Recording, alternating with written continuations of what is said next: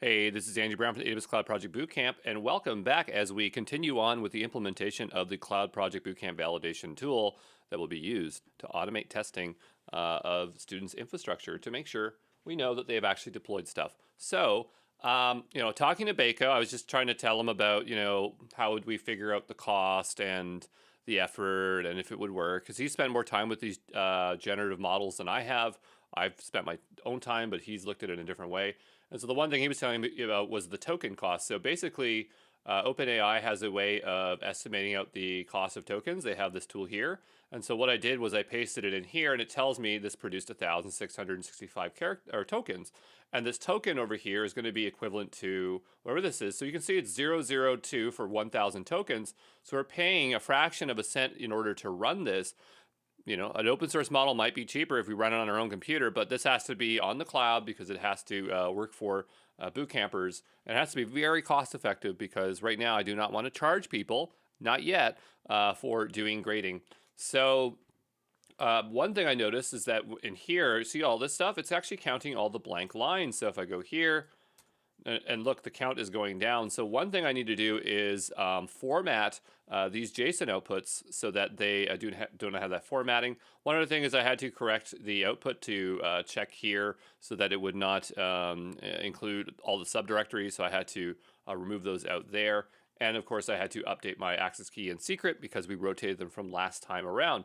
So the thing is, I really just don't understand the costs involved, and I really need to grab more JSON data. So even though I'd like to do the OpenAI part, I think that we need to focus on grabbing more JSON data, trying to grab as much as we can for analysis for this use case so that we can then estimate what is the cost per grade.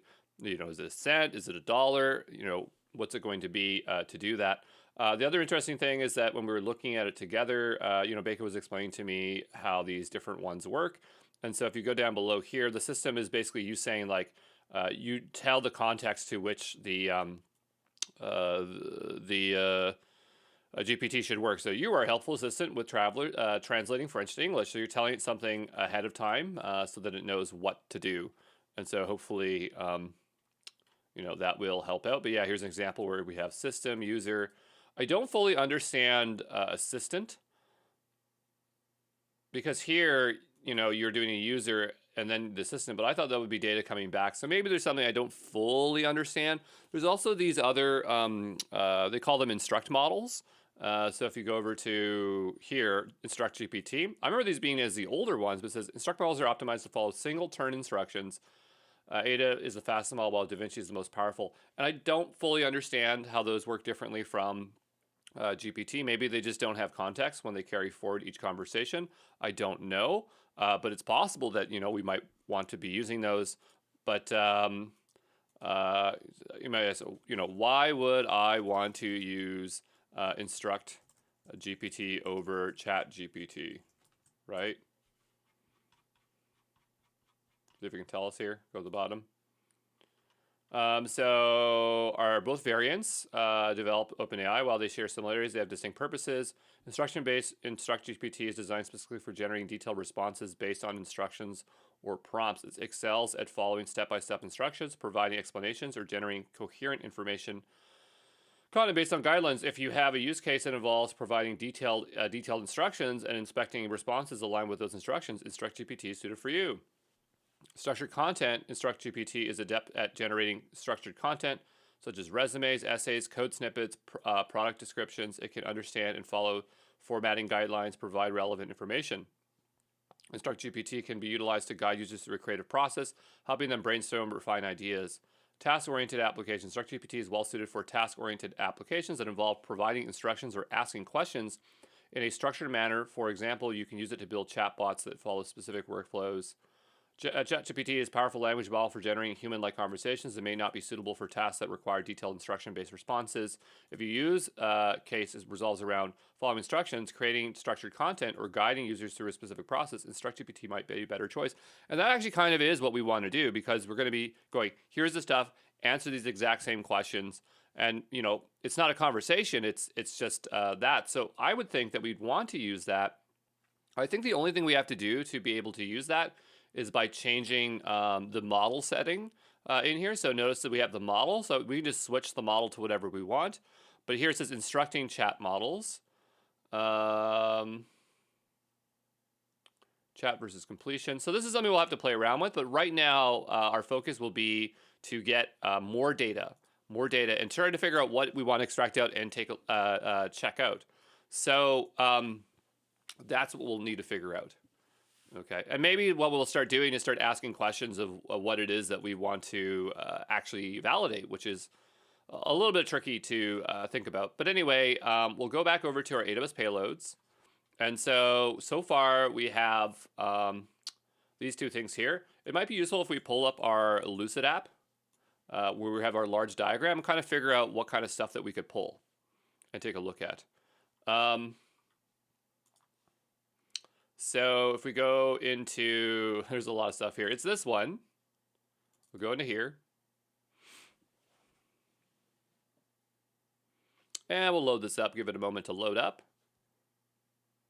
And then we'll go to the correct tab, the really nice diagram we've been working on, which is here, this nice big one. And so we have all this infrastructure that we want to test for. We could also walk through each week and try to figure that out as well.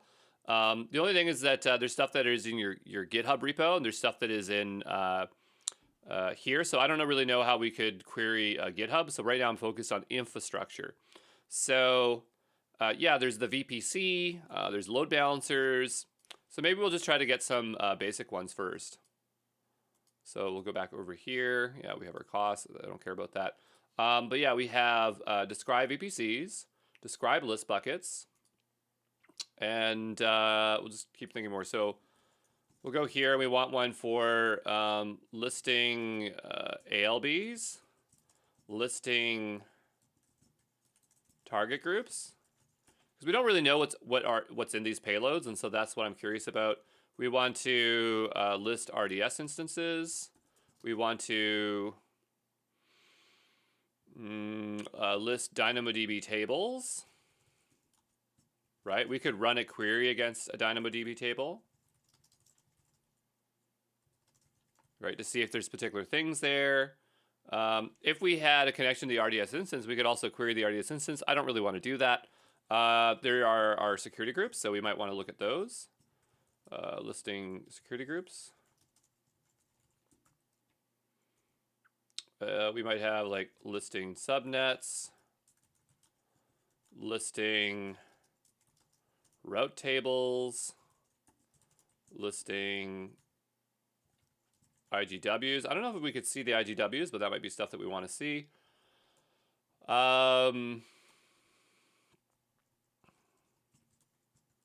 How about ECR, listing ECR repos? The other thing that we need to get out of this is whatever permissions we need for these, because we do have to figure that out as well. And so each of these should come with permissions. And so that might be something we could find out from ChatGPT. So I could go over here and say, write an AWS policy for permissions for this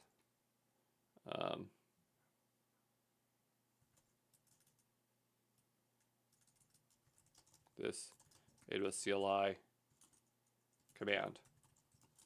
Okay, so we can do that. And so it can go ahead and write it out. We could even be more specific in terms of what we want it to do.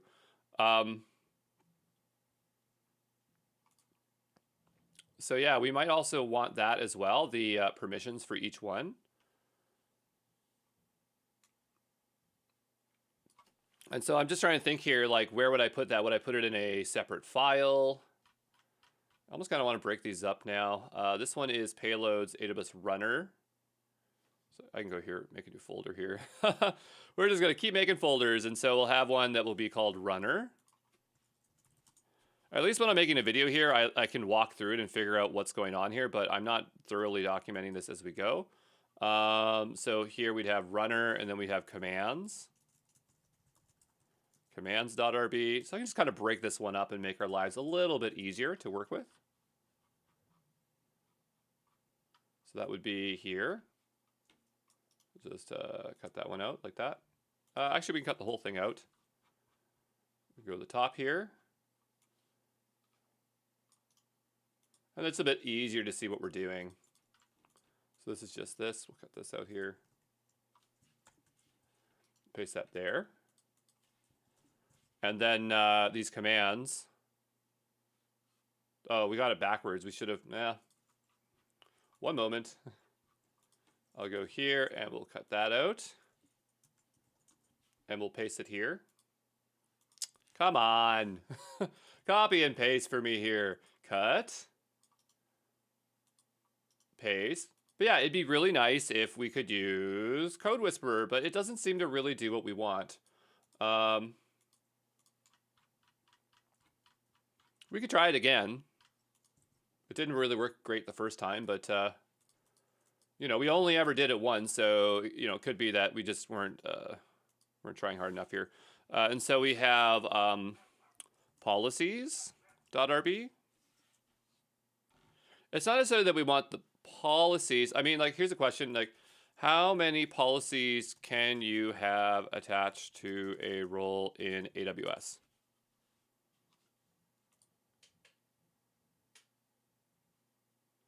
Up to 20 managed policies. Well, does it manage? How large can you make an IAM? I don't think there is really a limit there. So really what I think we should be doing is, it is policies, but it would probably generate out a policy. So going over here, I'm going to go, let's just try it one more time. Even though it wasn't very useful last time, let's see if we can get CodeWhisper working.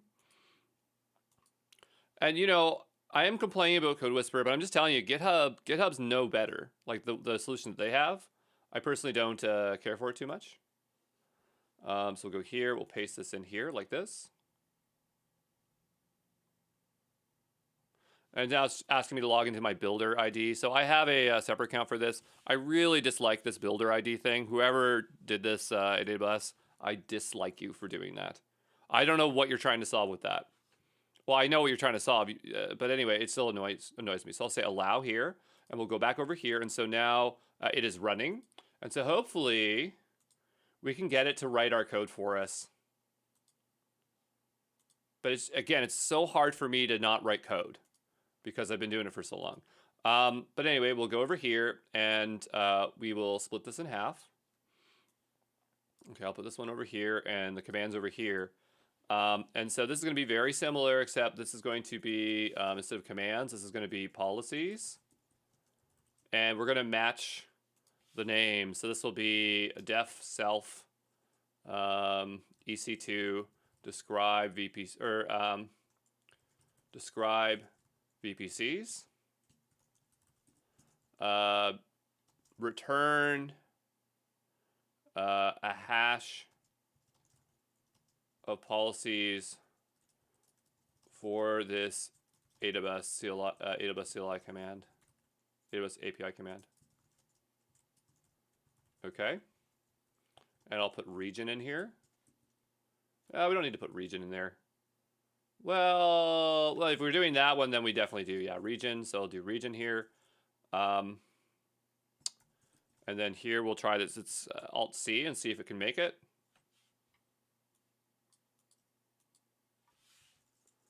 Come on.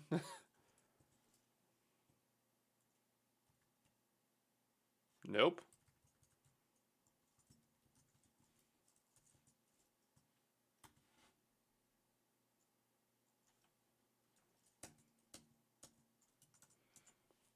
Not very useful. Not very useful. I would rather just have ChatGPT here on the left-hand side and just ask it for it.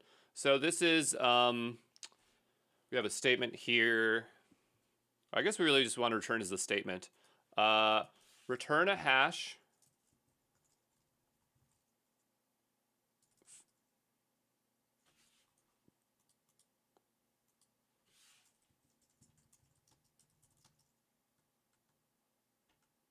Return the statement for the permissions required to do EC2 describe VPC endpoint. Okay, we'll go down here. Give this another try. Yeah, and it can't do it. So I don't know what the purpose of this tool is if it can't do that. The only thing I really want is this part here. So we'll go here, and I'll paste this in like that. And that work? Not exactly. We'll have to do like this.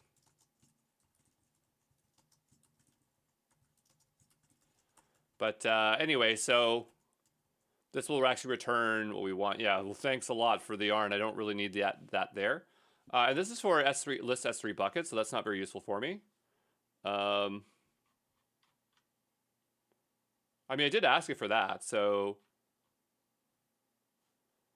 I guess I kind of have it for the wrong one here. So we'll go down, and I'm just going to grab this. We'll make it the same. Whoops. Because at some point we're going to need these, so I'm just going to try to get in the habit of always grabbing these as we do it. And so this one doesn't really need a region, but yeah, we don't really need to pass a region for this one. Well, we do. We set it as global, and we just don't use it. And so in this one, I'm not even going to use it, so I'm just going to go down here. We don't even have to have those on there if we don't want. And so this is going to really be here. Okay, so statement permissions for this AWS CLI command for a specific region. Okay, let's see if we can just figure that out.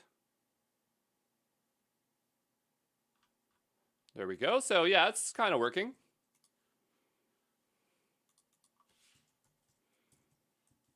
The only thing is that I'd like it as a Ruby hash, not this data structure, this JSON object. But we're getting closer. It's not a big deal. We just replace it with this.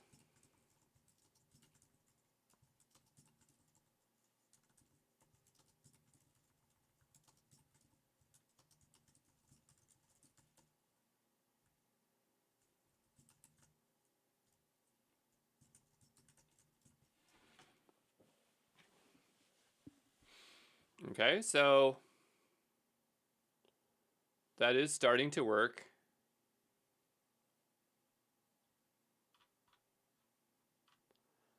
But yeah, we'll just keep going through here, and maybe it can do this a bit better. So I'm going to go here and try this. We'll go to AWS CLI. This is actually kind of where we should be using just the regular AWS CLI down here, because what we can do is kind of explore what we have access to.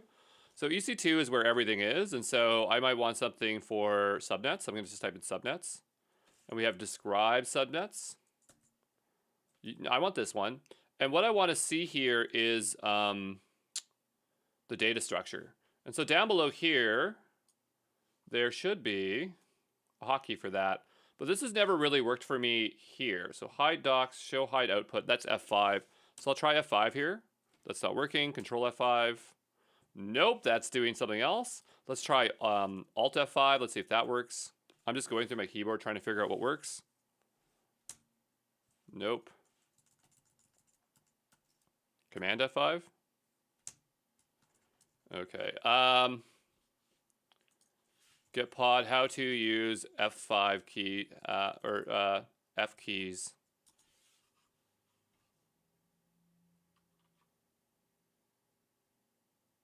So I'm not really sure what I can do there. That's kind of frustrating. I would really like to do it this way because it'll be so much faster to find stuff. So in this particular case, what I'm going to do is I'm going to go over to AWS. I'm just going to open up the shell here. And I'll just look at the commands here because it'll make my life a lot easier if I can see it this way. Because then we can kind of see what the output of the data is going to be and then figure that out, eh? So this is now started up. If I type in AWS, what do I get? It is showing the prompt. This font is stupid small. Over here, largest, please. Thank you. That's the largest you can go. I guess it's kind of okay. And I want to set that nvar in there so I can access that easily. So yeah, this was not useful to me. We'll go over to, I'm sure there's some way to do it, but I don't want to goof around all day trying to figure it out. But we just want to set this nvar here and in Cloud Shell, and then I'll be able to see what I'm doing. So we'll say export, and we'll paste that in here like this. And we'll say equals. And now we'll try clear, and we'll do AWS. There we go. We can say EC2. And I can try F5 in here now. Let's see if it works. F5. It does. Great. So now I can see the output. I kind of wish this would go all the way to the top. I don't know why they don't let you do that. What if I do this? It pops out in another window. That's better, actually. Yep. That's not bad. Really, all we did was, we saved this little space. What the heck, AWS? Why don't you just... Anyway, I don't know what they're doing there. Anyway, so...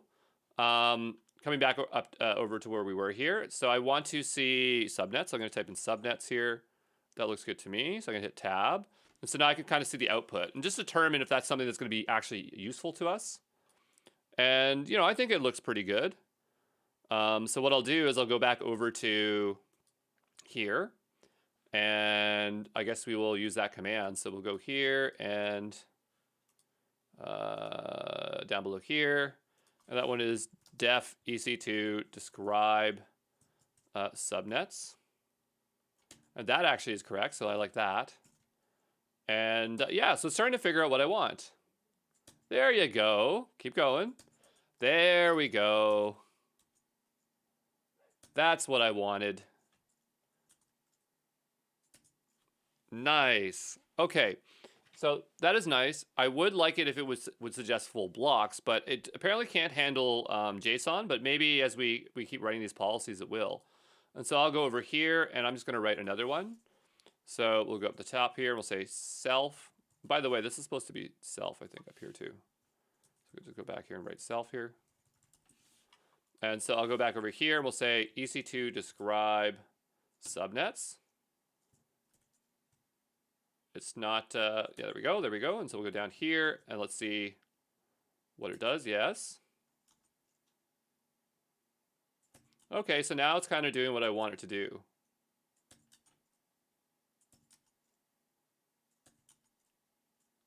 All right, so maybe it just didn't have enough to know what it was doing, or I wasn't hitting tab enough. There we go. Indentation could be a bit better, but yeah, that's nice. So that's what I wanted. That's what I wanted this entire time. This is going to make this so much easier to do. The only issue, though, is that I don't really like this tab thing I have to keep doing. CodeWhisper, how to generate out more than one line at a time.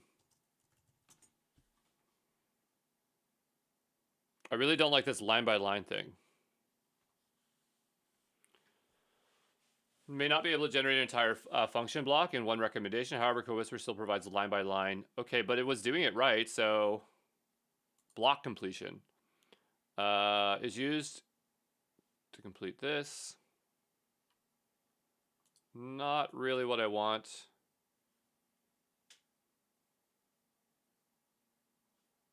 Full function generation.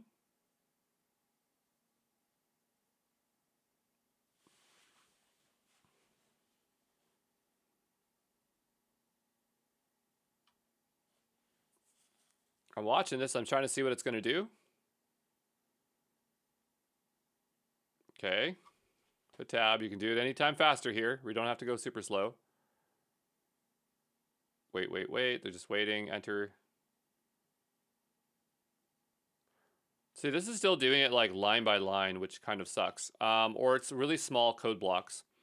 We'll go back over here. And we'll just keep going here. So this is another one that we have. I'm going to split this again. And we're going to go up to here because we did change this a little bit. Now what we're doing is we have our payloads AWS commands, and we have our policies, and we have our runner. So it's a little bit different. We're not using the policies for anything right now, but we will at some point.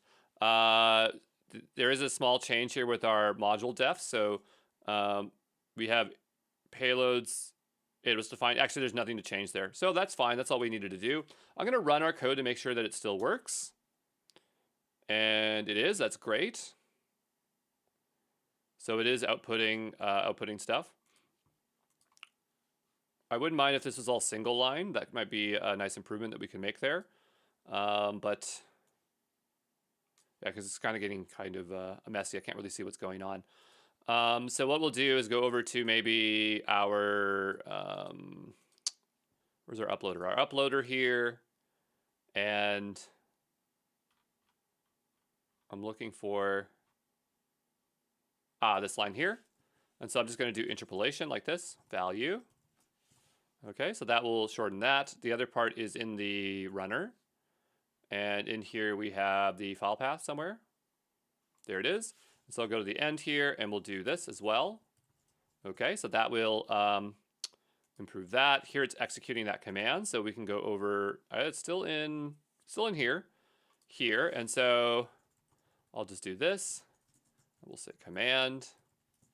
Okay, and this will clean this up. And there's a file uploaded successfully. That's fine. I'm just going to go ahead and run this again. I just want to see this being a bit more concise. Is it running the same thing that I think I'm running? Because I definitely made this one line. Well, this one's one line. The output file still isn't. We'll go back over to the runner. Executing, output file. Try this again. So that's 3 dots as well. You can see in this file we changed it. What's going on here? So I'm just going to close this for a second, see what is going on here. Why is this not executing our latest code? It was runner, commands. I'm going to give this a refresh. I just want to make sure there's not like a ghost file that's hanging around here. We did used to have it called just payloads AWS. So I'm just going to double check to make sure there's not like a redundant code in here somewhere. We have the runner in the runner. The commands is just the commands. We'll try this again. We'll hit up. Yeah, it's like I'm crazy here today. Well, what would happen if I commented out this command? It should error out, right? So if we go here and we do this, it should error out being like, hey, this command doesn't exist. Let's see if it does that. It does, great. We'll uncomment that. We'll try this again. What the heck's going on? It's still showing the old stuff. It says executing, ... And we go to our runner. Okay, so clearly this code still exists somewhere. I'm going to go ahead and search it. Search. Right there. Yeah, so I thought this file still existed even though I got rid of it. So there is a file called, well, it's right there. Executing. Oh, you know what? Maybe I was editing an old file that doesn't exist anymore. Well, no, it's up here. Execute here. Runner. Oh, we have the runner twice. That's our problem. Okay, so we'll take this out so it's less confused. And so that should fix that issue there. We'll type clear, run this again. It's also just hard because, I'm not working in what I usually work in. I'm working in Gitpod here, and I can't always see what I'm doing. When I'm on my Mac, you should see everything's like split to like the tiniest windows. It'd probably drive you crazy. But for me, it's very efficient, but I'm not really worried about being too efficient here. So it's not very easy to see what's going on here, but it is providing us information. So what I'm going to do is go back over to splitting this. And we have our uploader. No, we don't need our uploader. We need our runner. And then we need the policy. So we'll split that once here. And then it's actually this file here that I think, runs the code. And so these are the 3 parts that we need to work on. I'm going to go here, and then this one is going to be called EC2. Describe subnets, ATTS. I'm kind of getting tired of writing the name in there every time. It's kind of getting messed up here. And you know what? This is all looking like it's going to be the same. So what I'm going to do here is I'm just going to go and do this. I'm gonna just say pound W. This is a way of making an array, and it breaks on the space. So for each space of the new line, it's going to be a new one, and I can just do each on this, and that's really nice in Ruby. And so this would be the command. Yeah, the command. And so I can just keep dropping those in, and that'll make my life a lot easier. And so now what I can do is just have one, and we'll just say command, and then same thing here.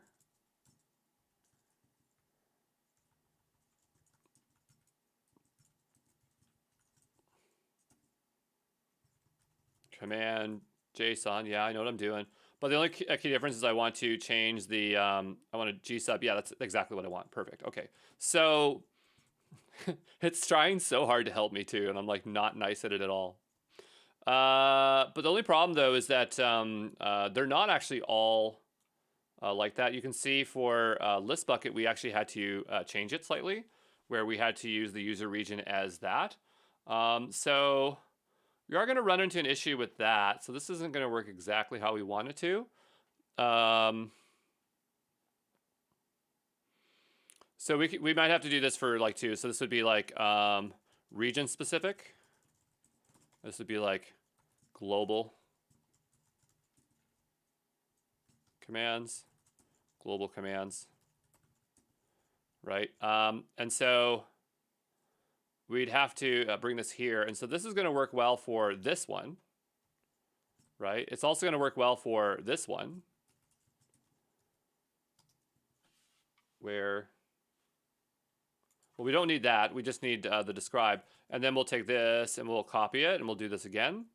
But all we need here is the S3 one now. So we go that, and it's very similar with the exception that we're going to do a do that a little bit differently. And we can bring this down a line if we want to make this a little bit more readable. There's no reason why we can't make this a little bit more readable for fun. And what we want from this one here is this user region thing. In Ruby, when you make a hash, you can do it a few ways. You can do it this way. You can, if you want to do it this way, you can do it this way, and then you have to do it like that. You can put singles on it. I really like this way when I can, but sometimes it makes more sense to do it this way over here. I did it this way because these are strings and I want this to be all strings because it's more similar to JSON. Probably would have worked with symbols. Symbols is when you do this, but yeah.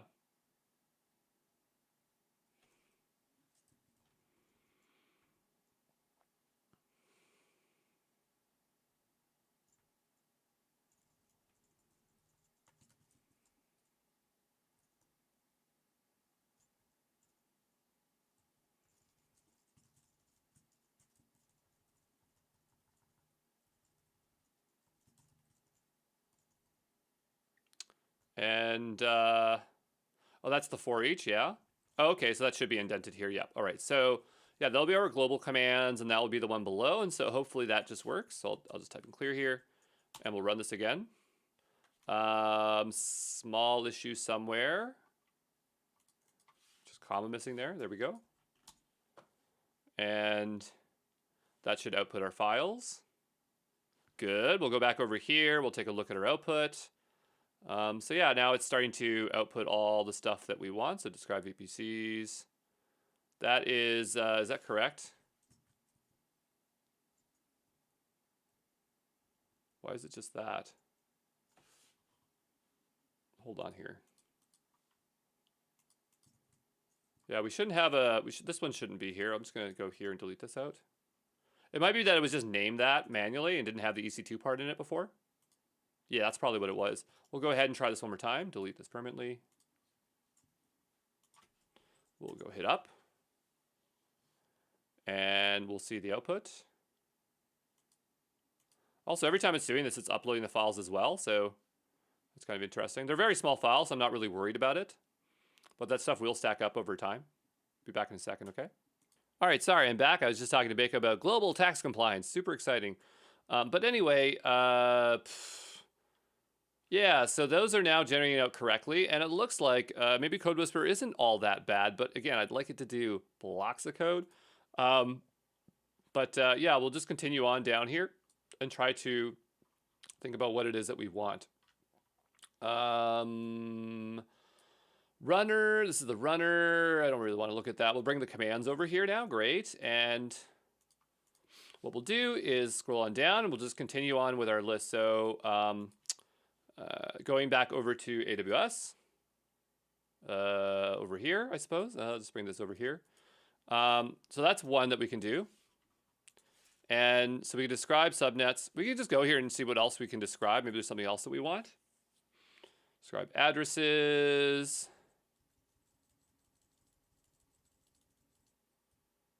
Don't know. There's lots of things that we can describe. But anyway, what was the next thing? It was going to be route tables. Route tables. Describe route tables here. Great. So that one's pretty straightforward. I'm just going to go ahead and see if it'll just do it.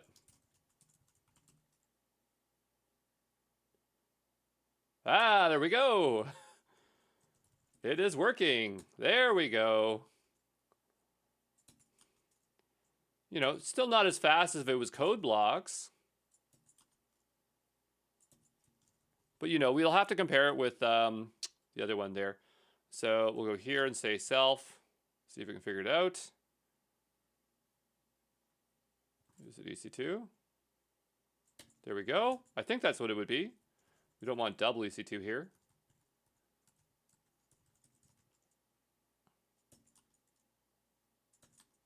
And that's why it was also good that we refactored our code, because I think it's easier for it to write functions this way. Because it's very repeatable. Okay, so we have that one. Oh, we'll try this one next, self.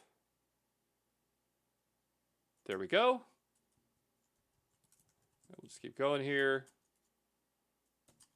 So yeah, definitely faster. Still would like code blocks. I don't think can we use GitHub code spaces in here? I don't even think we can. We'll go over to here. Or Copilot. Can we get Copilot here? No.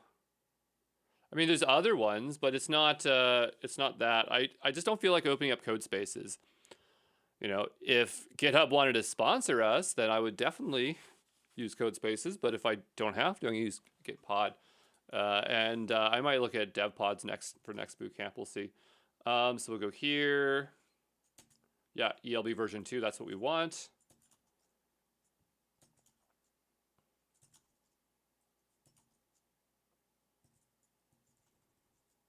And I'll just keep going down the list here.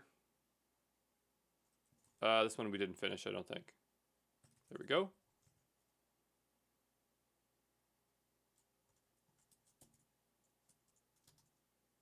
Come on, you can do it. There we go.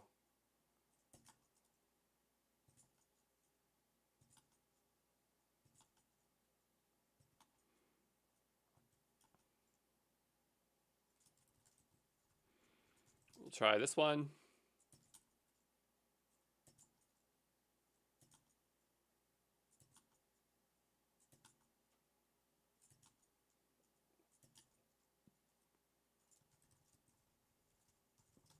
Try this next one here.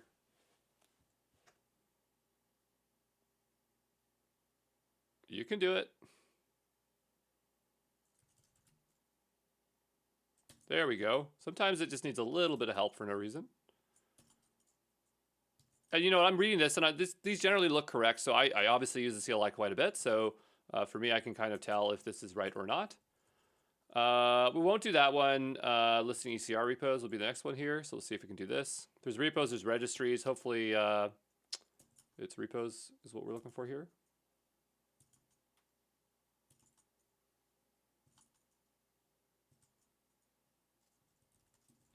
Okay, so, you know, it's working. We'll go back over to here. We'll just take a look. So we have list buckets, describe subnets, which is VPC, describe route tables.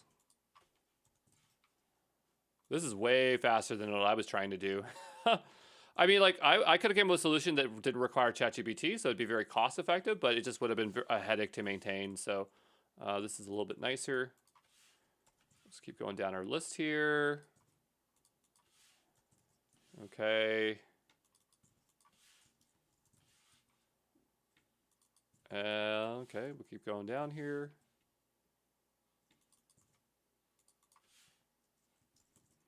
That's pretty nice. So what we can do is give this a go and see if it works.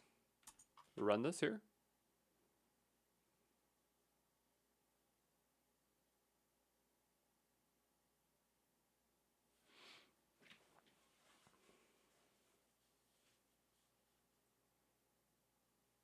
Great. Okay, so we'll go back over here and we'll just take a look and see what was outputted. Nice. Wow, this is going way faster. Before I would look and I would read everything and I would parse it. It was so complicated. But you know, it comes really down to like what is useful in terms of data. Another thing we need to do is we need to format this JSON output so that it's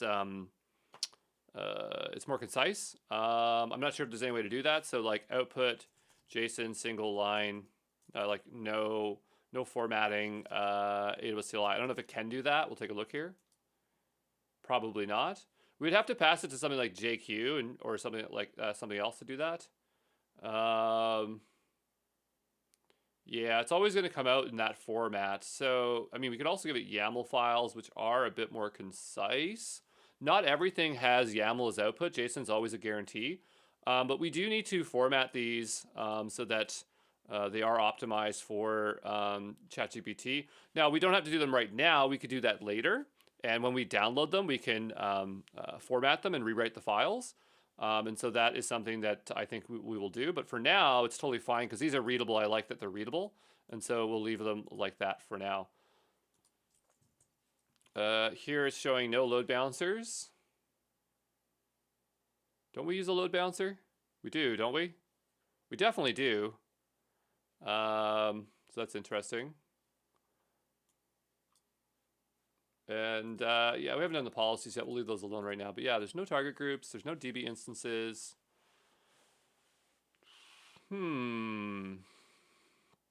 Interesting.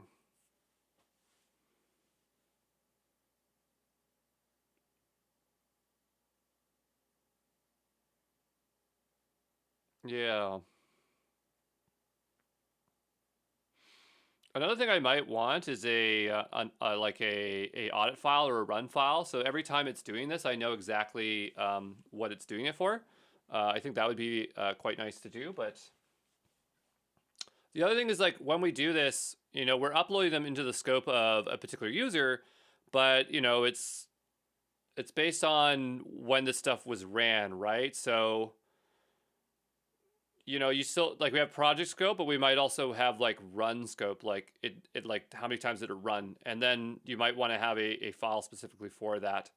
So we do have outputs there. Yeah, I'm just thinking about this for a second.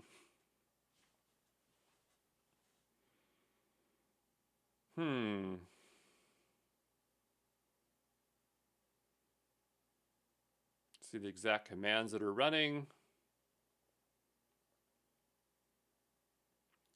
Well, anyway, inside of these, you can see we don't see any records. So like it says no DB instances. We'll make our way over to, because again, I can't see what command was ran. At least we can down here, but not exactly. So if we go, oh, this is US East 1. So this is US East 1. So that's not right. It's supposed to be CA Central 1. So why is it doing that? Let's go back over to here. And has to do with whatever's being passed along to these. So here it's supposed to merge the user region. That's what it's supposed to use. And that happens based on the runner. So if we go to the runner, it should be using user region for when it executes the commands, and it's not, it's doing region. So that's the reason why our data is empty. And so we'll go back over here.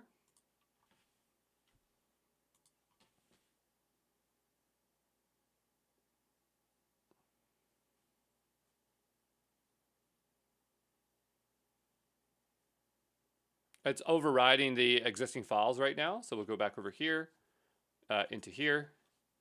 And so now we're starting to see data there. We go, that's what we want to see. Okay, before we weren't seeing that. But yeah, if we're doing this and we're running this again and again and again, we should really probably scope it to a specific run. And then inside of that, we should have a manifest file of all the stuff that we expect to have in there. So we have this scope here. I kind of remember doing this before. I wonder if, like, it's weird. I'm kind of writing something very similar to before, but it is a bit different. But yeah, I want a manifest file here that will sit in another folder. So the structure we'll want is a little bit different. So we'll go back over to our runner. And what we really want here for the output file, those are fine, but we should have it, we'll go down here, output file.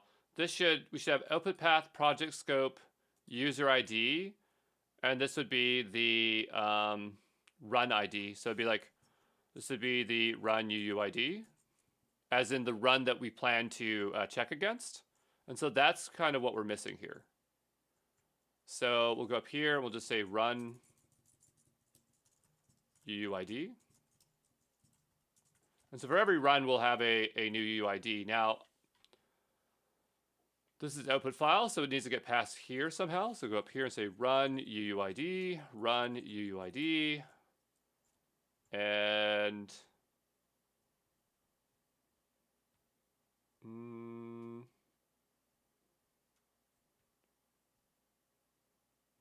we don't need it on here, sorry.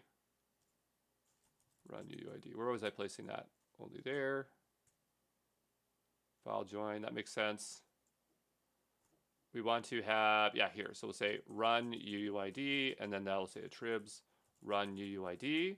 That is coming from wherever the runner's running. So we'll go back over to here, to our commands over here, and that's getting passed in as these values up here. So we'd go run UUID, run UUID, and then we need it up here. We'll say run UUID. And we could pass it this way. It just depends on who's generating out the run UUID. Is it the responsibility of this tool to generate it out? Or is it the responsibility of it being passed in at the start of its run? And so I think what I would like to do is actually pass it in. And we'll just keep going up. So this is here. That's that top tool. Now we got to go back up to the actual rate command that's running this. And so its responsibility is to pass it in here. So we'll say run UUID, and then this will be whatever we want it to be. I'm actually going to generate it out. So I'm going to say require UUID version 4. I'm going to just look for that UUID Ruby. I can't remember if it's part of the standard SDK or if it's a gem. I forget. Oh, it's part of secure random, I think. So we'll go back here. Ruby secure random. It doesn't matter if it's the older version. They don't change too much. You can go look for the latest one if you want, but I've been using Ruby since, I don't know, like version, like a really lower version, like 1.2, I don't know. It's been a long time. But anyway, so here I want to require secure random, and in here there should be something for UUID, so I'm going to just search for that. And yeah, we'll get a UUID. Is it version 4? I don't know. Looks like it. It'll probably be good enough. And so we'll go here, and then I'll just paste that here. And so that will randomly generate that out. And the user ID is going to be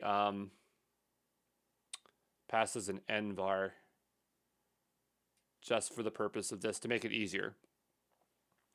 And so the idea is every run is going to have something else. Now we do have to update the uploader as well, because this is going to need a run ID as well. So we'll say run UUID, and then we will go down over to wherever that is, here, run UUID.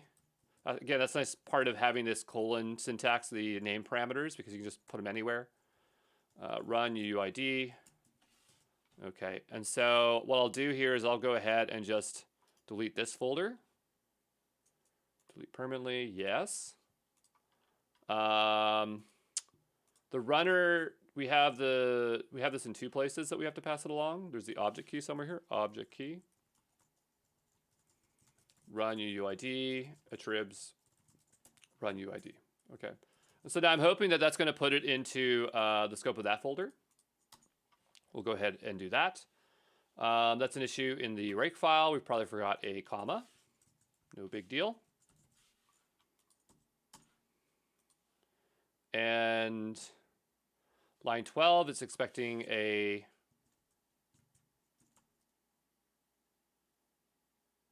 parentheses for some reason. I don't see why. It seems like this should be fine. Run UUID. We can put it up here just in case that is messing it up for some weird reason. It shouldn't. So try this again. Maybe this will make it happy. Run UUID. Try this one more time. It's actually happening within this maybe. Oh, it's happening within the runner. So that was fine here before, I think. It's probably the same problem. We're just probably missing a comma. Yeah, that's what it is. I was dropping these in here and I just never put a comma in. We might still have a few more like that. Missing keyword on line 9 for uploader. Line 9.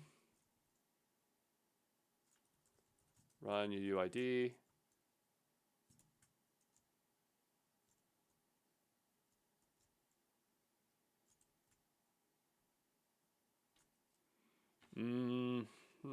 Well, I guess we wouldn't pass into here because it would already have it. So we don't need that there. That makes no sense. I was just throwing it in there, not paying attention. Great. So now that's generating out the files that we want. Now, is it in the scope of what we want? So we go here, and we have this and then that. It's kind of hard to determine or see what's going on there. So what I might do is I might want to prefix these just so that I can distinguish the user from the role. It's a little bit hard to read. So what I'm going to do here is go here. Again, this is just for my readability. Is we will look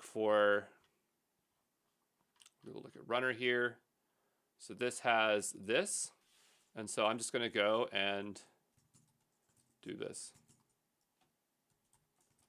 So we could do just like R for run.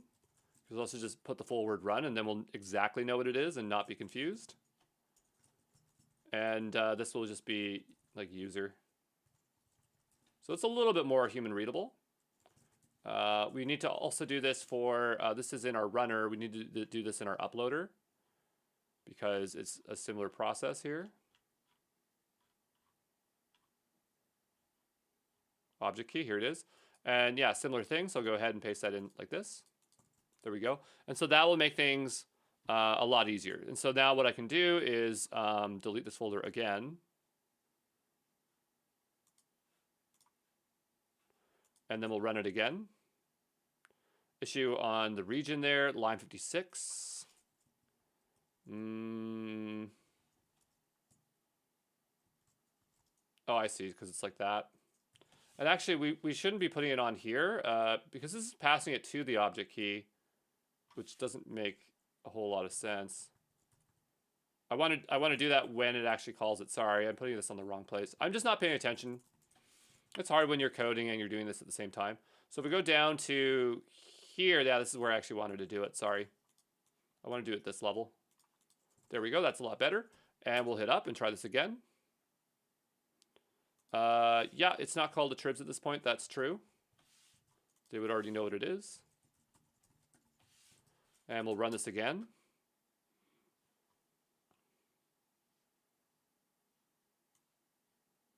And so we have user and then the run. And so when we do another run, right, it will output something else. Okay, and so I'll go here and run it twice. And what I'm expecting here is if I refresh it, we should have, yeah, two runs. And so that way will be the way that we can distinguish these things.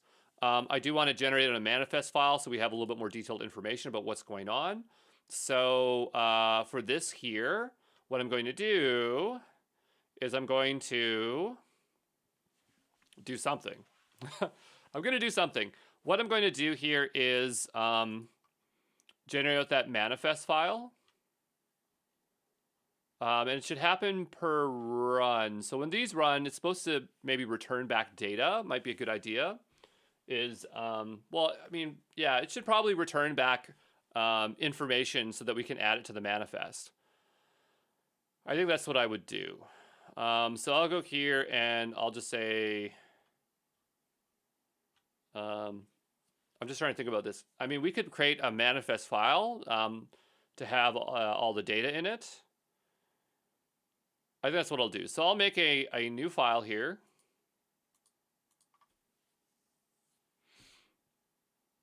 Yeah, I'm just thinking about this for a second. If we should put it in the runner or just have it in the manifest. I think I'll make a manifest file. We can always refactor this, as we obviously do. And so I'll say manifest .rb. And we've got to make sure that we load this new file. So we'll go to the top here. The order doesn't really matter, but we'll say manifest. Hopefully spell that correctly. And so now we will have this manifest file. I mean, it doesn't do anything yet. We got to write it, but we'll go over here and we'll say class. And we'll go to the top here like this. Manifest. And the idea is that we want to generate out a file. So we'll say self. Yeah, I don't know. I mean, this would be a case where we might want to actually have like initialize something because we want to store a bunch of stuff together. So I'll just do this for now. I know it wants to try to do that. But the idea is that we want to create a new manifest per run. I'm just trying to look here. So we'll go up here and we'll just say like manifest CPBVT manifest new manifest, right, like this. And then down below here, the idea is that we have these payloads. We can say manifest. Yeah, actually add command, which is basically kind of what I want to do. And so we'll just say results here. I don't know, maybe we'll just say result here. And then we'll go down here and result. Because the idea is I want to, after each result, add it to the manifest.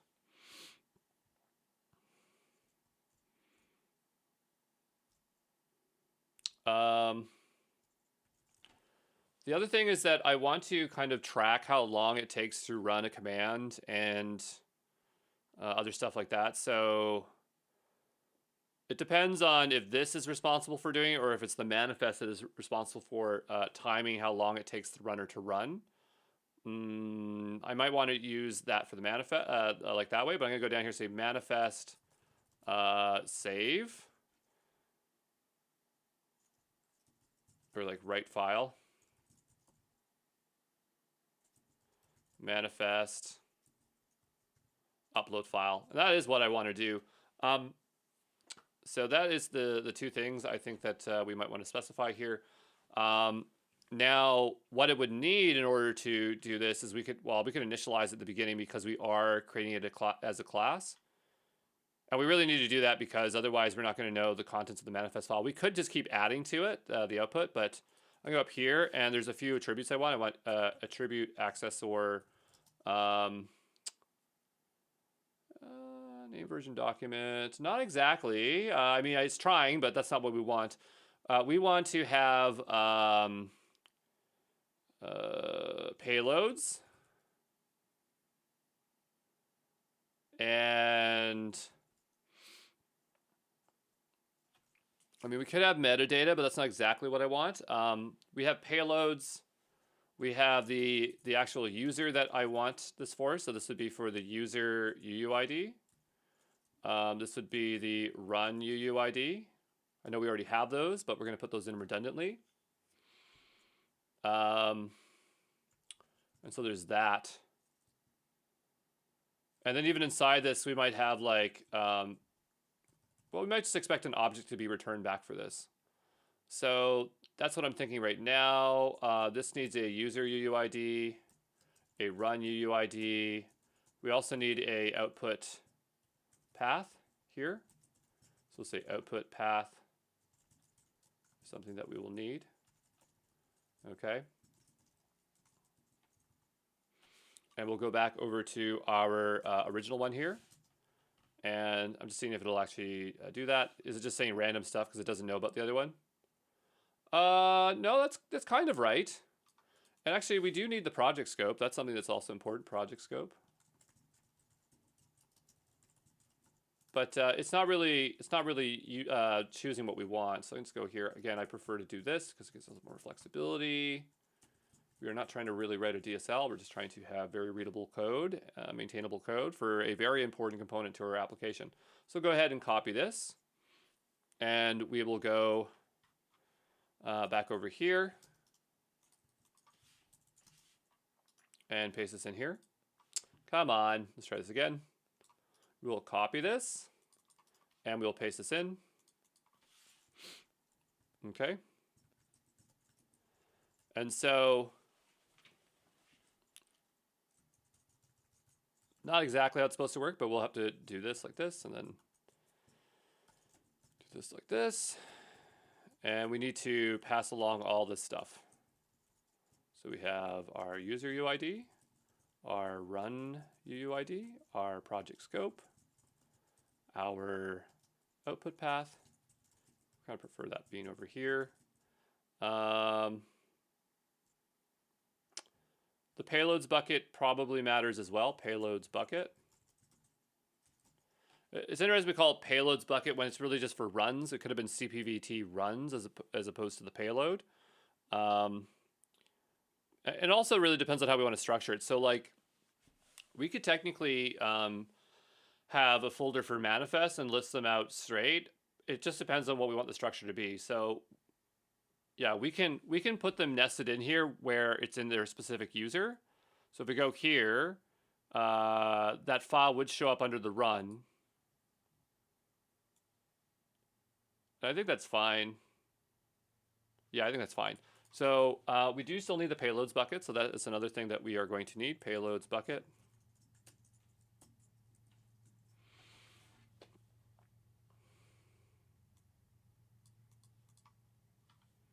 Okay. And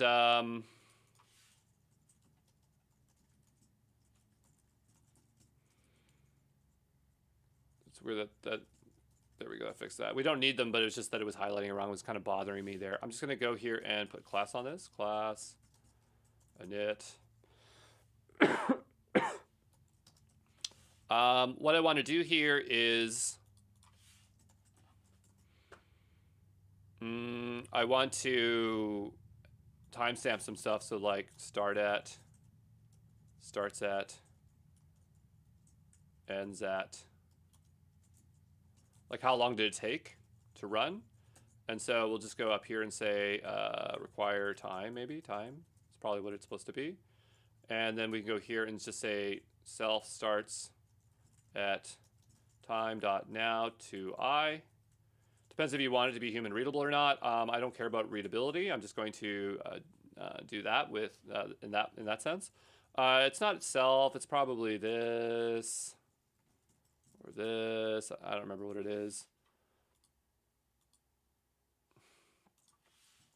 Versus one is for class and one is for instance. Is a class variable. One prefix is an instance variable. One per instance, one per class. Yeah, and we don't want it to be a class because if we ran it multiple times, it could be an issue. But technically, when we execute the code, yeah, we really do want it to be maybe an instance here. So yeah, starts at, ends at. It might complain about these. We'll see.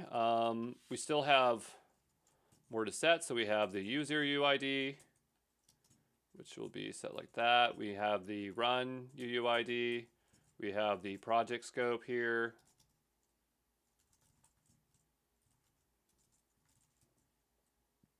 We have the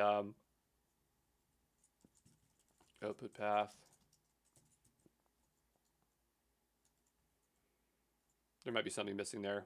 Payloads is going to actually store all the payloads data structure.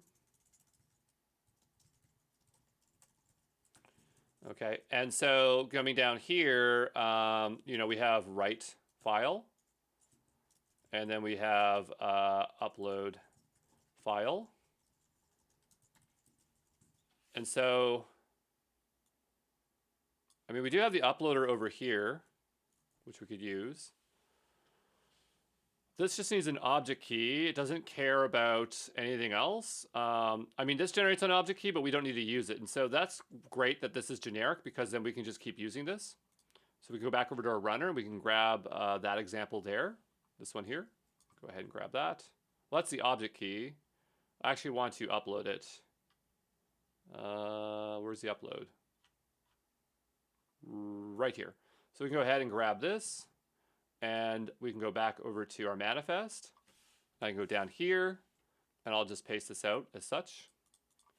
Okay, and so this just needs to take an object key, whatever we want it to be, right? I guess it also needs an output file. The region, I guess, does matter, yes, region.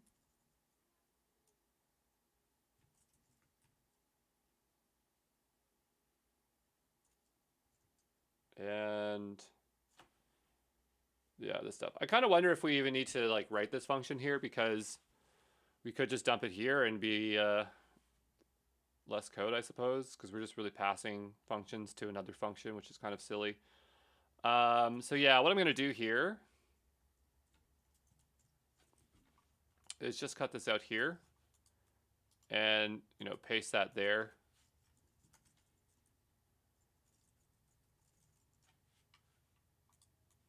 And I mean, this one can output a file for us. So we can go like file dot write content to a file.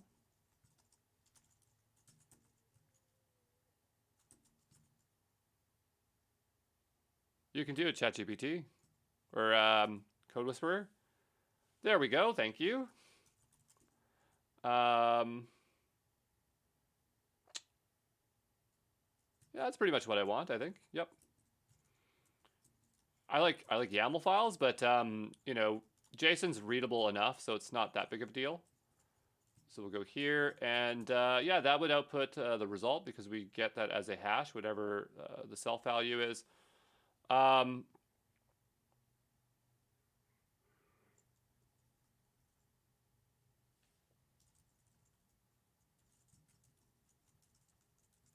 We say contents here, so we say contents, and now we just say self that here, and then the idea is that this will be the structure that we want it to have. So the structure I'm thinking about here is we have payloads or commands.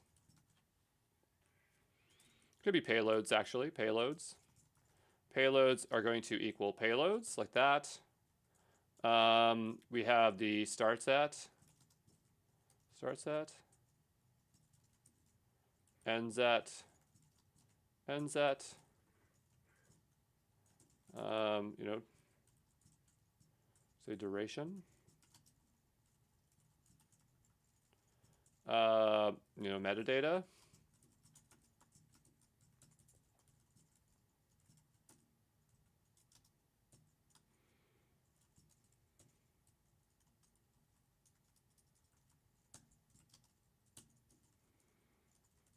Okay, useful data that we want to know about it. It might still be in the name, but we should repeat it. Duration, starts at, ends at, payloads. And so that's basically the structure that I'm thinking about. The question is, what do payloads look like? We'll define that here in a moment. So here, I think I'll call this payload. Add payload instead of result. This write file is still going here. We need to have that output file here in a moment, but we'll come back to that in just a moment. The payloads, we need to write a function for that. So let's say just add payload. And this would be, JSON or data.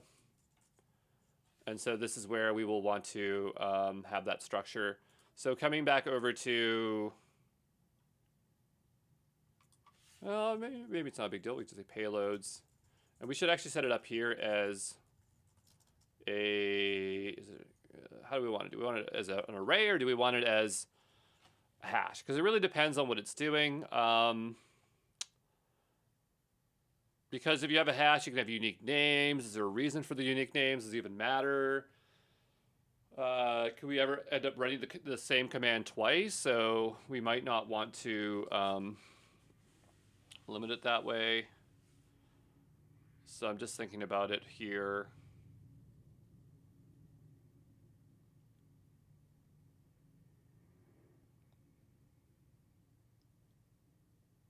I'm thinking.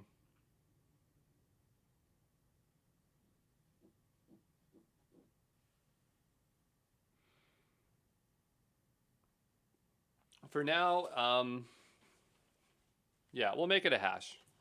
I'll regret it later, okay? So we'll go here, and the idea is that we have our data payload, and so it's easier if it's an array, but I guess the thing is we want the key, and then we want the data. It is payload data, we know that. And so here it's just going to be key, and then equals data, okay? So if we go down over to here, this actually needs to also take the key. So this would be the command. And we could just write command here as well, command. I'll leave it as key. But anyway, so the idea is that it's going to add it that way. So we'll go up here and do the same thing. And so now this has to return, our runner has to actually return data. So in our run, down below here, we want this to return that payload. The things I care about is the starts at time and the ends at time. We can probably require that with time. I don't even know if we even have to, again, specify that, but I'm going to do that anyway. And so at the start of this, we'll say starts at equals time dot now dot to I. And then at the bottom here, we'll have our ends at time. So we have our starts at, ends at. I want to know what command it ran. So let's say command that it ran. Command. And then it'll be like the bucket, the object key. So here. So we know exactly where it is. And so now we'll know exactly what command is being ran, how long it took to run, and the object key. I would like to know the difference in time. So I can go here and say duration. And, difference. That'd actually be the duration here. I guess it could just be metadata again. Benchmark. Just changing that around there, and we'll go back over here to this. I think same thing. Benchmark, duration,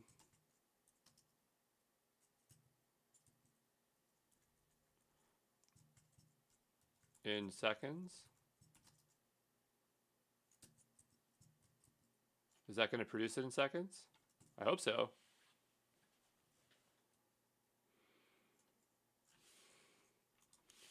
Get duration in seconds between to time dot now to I in Ruby. See if we can do that. Oh, it literally is seconds. Okay. You know what? I'm gonna just say like in seconds here. We could also just put on, yeah, we'll just say in seconds. Because then we'll know exactly what it is.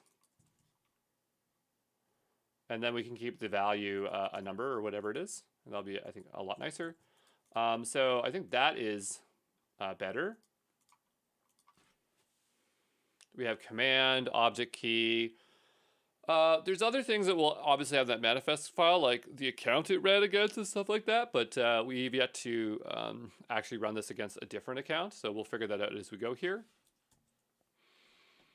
So there's that. That's fine, that will return that, and that's the exact data structure we want this to be in, so we don't have to make an intermediate object. We could if we wanted to validate it, but I think that since there's such a little stuff going on here, that's not much of a problem.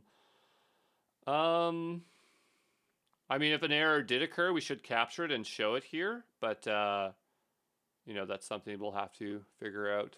Because if these do fail, we should report that and say, hey, this didn't work for some weird reason, like permission denied or something. But anyway, so there's that for the manifest, and I mean, this says a run, but it didn't really actually run against the validator, so it could just be we produce a second file, like this is the plan, I suppose, the plan to run it. But anyway, coming back over here, we do need to write this file, and so to write this file, it needs to know a couple things. It needs to know its output file, and yeah, that's actually about it, the output file where it's going to save to. Now we do have it in the runner where we specified where it should save, but in here, this object key, yeah, we didn't specify that either.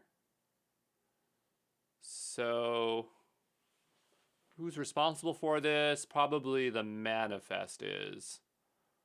But we do pass everything internally in here, so we could technically get these values out of the manifest. So we could say manifest output file and manifest object key. There is a way that we could have done this where we didn't use any instantiation, but I think that in this one case it actually does make sense to use it. So we'll go here and say output file. And then we'll say object key. Okay, and so if we go here, I wonder if it'd be smart enough to do that.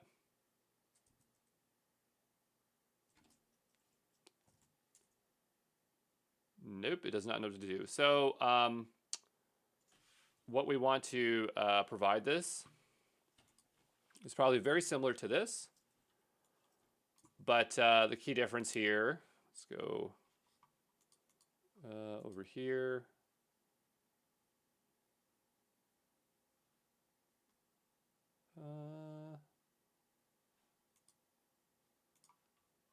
Let's go down to here. So this is going to be very similar, but it'll be a bit different. Because we do want to know the user ID, the run, the scope, but this file name is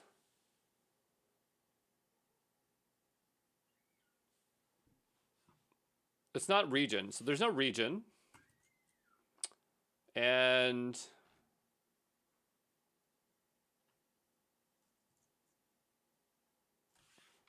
let's go back to this one, take a look here.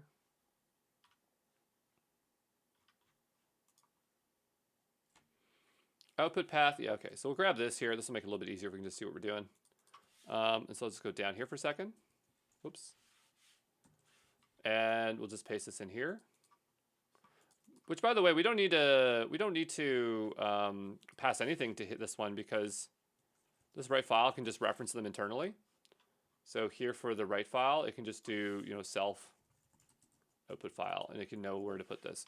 But yeah, so for this, go up a directory here. This is the last thing it's going to return. So I don't even have to put value on that. That's kind of not unnecessary. Same thing with this one. Well, no, we do need it on that one because we do use it there. But we have the output path, the project scope, the user, the run, but we don't need the region. And this is going to be called manifest JSON. So that's hard coded with that name there. So this doesn't need to be here. And so that's really the scope of what we need here is this stuff. I think. Well, we don't need region. There we go. So really we just need 1, 2, 3, 4, 4 values.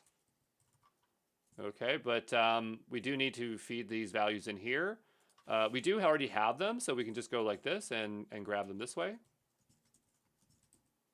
So we don't need any of these. Whoops. Right, so we just do that. And so now we have our output file. Same thing with the object key. It's going to be very similar, if not exactly the same. The only difference is it doesn't have an output path. Okay, because it doesn't need one. It just needs the project scope, the user, the run, the manifest, JSON there. And so that way we will have our manifest file. And yeah, we can specify the output file here in the object key that way. So that's totally fine. And yeah, that looks good. So that should create our file there.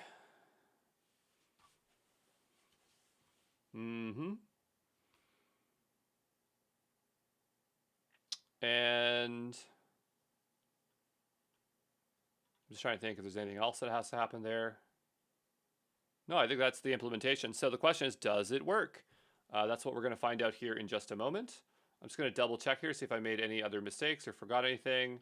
I don't think so. So, well, this one here is supposed to turn, into this hash into pretty JSON. So I think that will work. Let's go hit enter and see what errors we have. We have an issue here on line 61 for the manifest. So we'll go down below here, and there's a comma missing. We'll try this again. Seems to be working. The only problem is that it will only create the manifest once this is done, so it's not like it's writing it and updating it every single time. So if we do run into an error, we wouldn't know. We'd have to purposely jank the code and make it break to find out. It did run into an error here at the end. It printed out my secret key and access key. That is very frustrating. I don't like it when it does that. But undefined method region for this. I have to rotate out my keys again. But this is here on line 73 somewhere.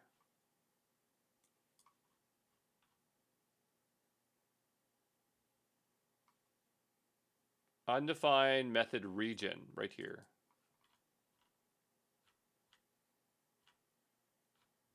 Yeah, because they're passing here. Well, there's a tribs here, but we don't need to even grab things off the tribs. We have direct access to this stuff, so we can just do this. Right, we don't even have to do that, because that was for passing it to other stuff. If we go to the top here, all this stuff should get passed along. It should, yes. Good. And I'll go back and hit up. Try this again.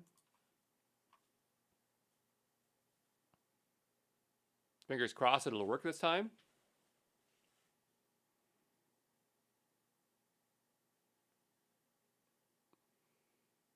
Great. And so it's suggesting that it did upload that file. Let's go see if it was generated out. I can't really tell what was the last run though, but we'll just drop down here. So that one has a manifest file, that one doesn't, that one doesn't. So this one, this could be it, or this could be it. Let's go take a look at this one first. Let's go take a look at this one. So yeah, it's now doing what we want. So let's just take a look here. Yeah, and so we can see what commands it's running, right? So that's useful to know too. Like, what exact commands did it run? Right? Where did it put that file?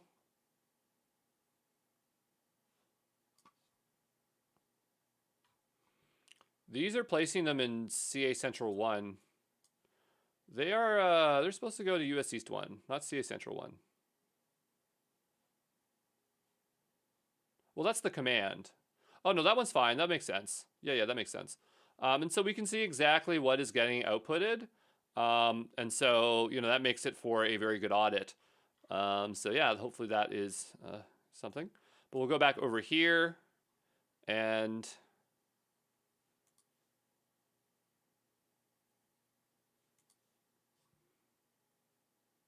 yeah, we can see that's doing exactly what we want it to do. Now there could be some contexts where we want to change the name. Like right now we're keeping these simple. We're not filtering out data or stuff like that. We're pulling all the raw data that's in an account. But you know, in the future we might want to do something slightly different, or you know, say only look on a tag, but until we hit that use case, we don't really have to worry about it. I'm gonna make my way over here. Yeah, we are seeing a lot of output stuff. It's supposed to be ignoring that all these files. Why it's not is a good question. So I'm gonna make my way over to my get ignore. And my output, it has the asterisk on it, so I don't know what else it wants. It should ignore all subdirectories and files in Git. Maybe it can't go 2 levels down.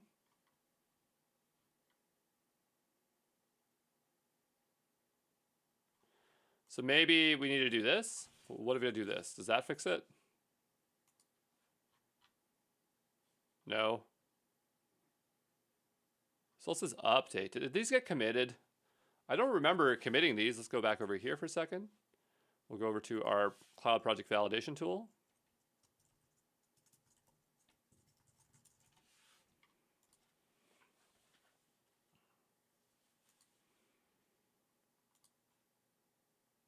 Come on, you can do it. I'm gonna go to examples. I just want to make sure I'm not committing a billion files here. I'm not, so they're not there. Well, why the heck are they showing up here then? It's supposed to ignore these files. Get ignore all sub files in all subdirectories.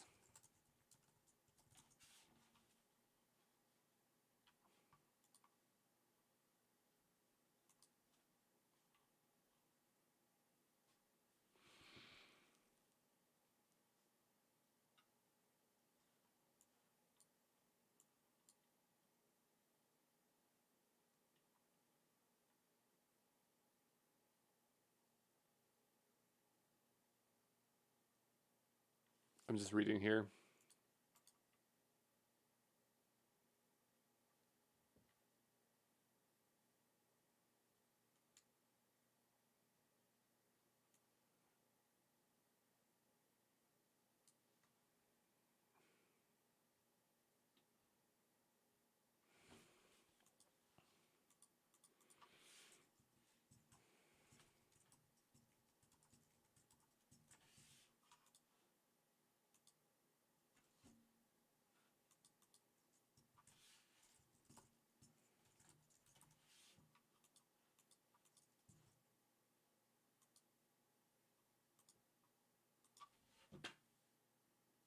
It's not ignoring them. Get ignore is not ignoring files in multiple lower subdirectories.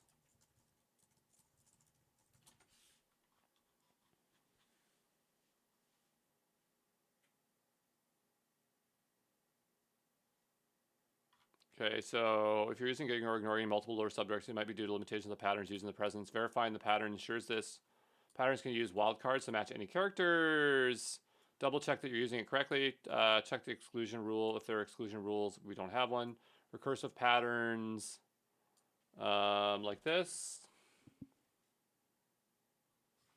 This is being very frustrating. It's also weird that it's showing like a U for update.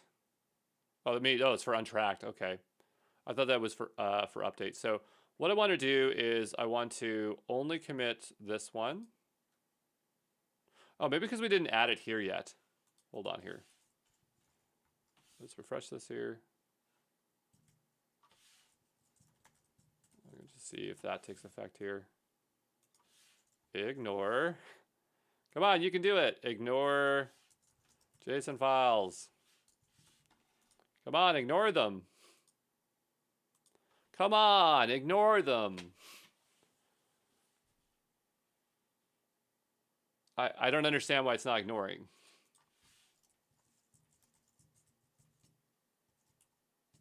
Like, just ignore them. Please ignore them. I'm not goofing around here. Ignore them, ignore them, ignore them, ignore them, okay? One of these have to take effect.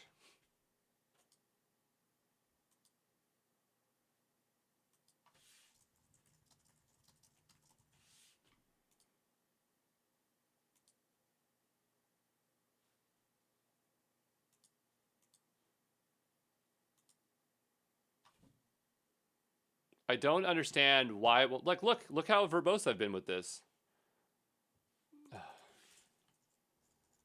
Like, what if I do this?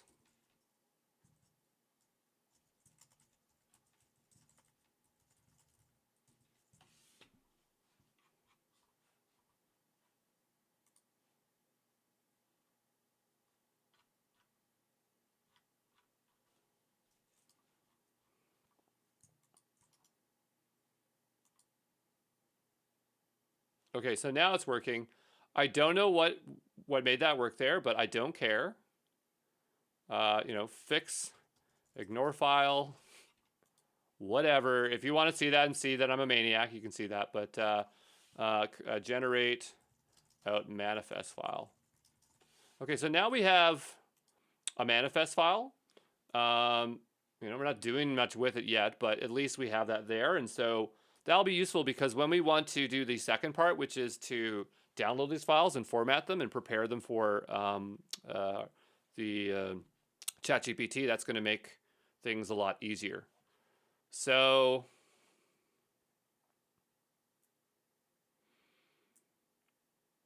I'm just trying to think about this. We have 3 steps. We have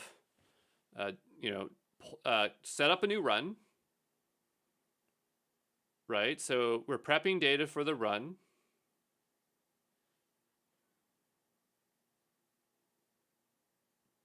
We're gathering data. Then once we have it, then we're going to format it, or what do you call it? Yeah, prepare it for ingestion, right? And then we're going to run it through the GPT there. So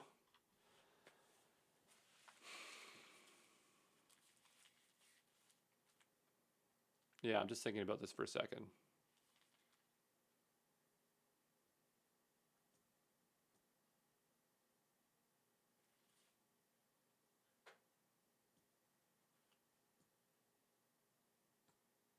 Let me just think about it, okay? Anyway, so I think we achieved a pretty good stuff here today. I'll probably do another video today, but I just want to stop it here because we did hit a checkpoint or a good point where we were able to create a manifest file. I want to keep sucking up more data here. So we can do more of that, or what we can do is work on the next step, which is to format it, like re-download the stuff, and then format it for before ingesting it into it, and then getting to the model. But anyway, I'll see you in the next one. But there's a lot more work to do here. Ciao.